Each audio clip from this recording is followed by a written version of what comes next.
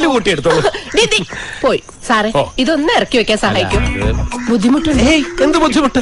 ഈ ചാണകം ഇറക്കി കൊടുക്കുന്നത് എനിക്ക് ഇവിടുത്തെ പശുക്കൾക്കൊക്കെ വയറിളക്കാന്നാ തോന്നണേ. ചാണകത്തിനൊക്കെ ഒരു പൊട്ട നാറ്റം. അയ്യോ, എന്തു വെച്ചു? മുഖത്ത് ചാണകം. ഞാൻ തുടച്ചുതരാം സാറേ. ഗോചാണകം ഔഷധമാണെന്ന്. അതൊക്കെ പണ്ടാ സാറേ. ഇപ്പൊ എന്തോ സൾഫാൻ അടിച്ച പാടത്തെ പുല്ല പശുക്കളൊക്കെ തിന്നെ പാലിന് വരെ വിഷം കാണും.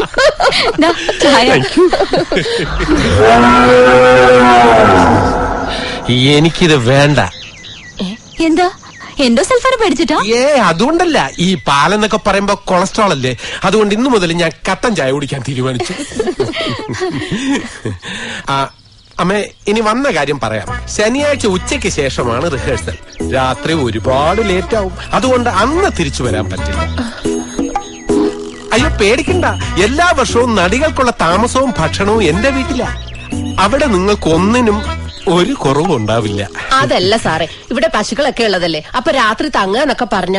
അങ്ങനെയാണെങ്കിൽ അമ്മ പശുവിനെ നോക്കിക്കോളും, ഞാൻ മോളെ നോക്കിക്കോളാം. അത് തിരിച്ചായാലോ? ഓക്കെ, ഞാൻ പശുവിനെ സോറി, ഞാൻ ഉദ്ദേശിച്ചത് ഒരു സഹോദരനെ പോലെ. ഞാൻ ശനിയാഴ്ച ഉച്ചയോടെ അവിടെ വരണം, അന്ന് അവിടെ തങ്ങണം, അത്രയല്ലേ ഉള്ളൂ? അതെ. അതിനുവേണ്ടി മാത്രമായിട്ട് എനിക്കൊരു സഹോദരൻ ആവശ്യമൊന്നുമില്ല, ഞാൻ വന്നോളാം. ആയിക്കോട്ടെ, എന്നാ ഞാൻ ഇറങ്ങട്ടെ. ഓഹോ,